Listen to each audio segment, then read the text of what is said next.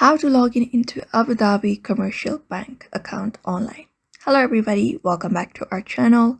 In today's video, we will be guiding you on how we can log in into the ADCB online account like the Abu Dhabi Commercial Bank by online. So let's just go ahead and look out on how we can do that. So first thing first, you can just directly head over to a browser and if the browser available on your laptop or PC and just go ahead and type in ADCB and you will be taken to the space, or you can directly head over www.adcb.com.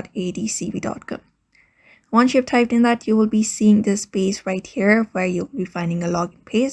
You can directly head over to the browser by clicking on the link, and once you're on the link, you will be taken to the space. So on this interface, you can look out for the login option right here at the top right corner of the screen. You can just go ahead and tap on it and you will be finding two options, either a personal banking or a business banking. So we're going to go with the process of personal banking. Once you enter up this space, you will be finding a login page. So in order to log in, you just need to enter up your user ID for your bank and a password provided by your bank. And in order to write in your password, you need to use up the virtual keyboard provided by the website.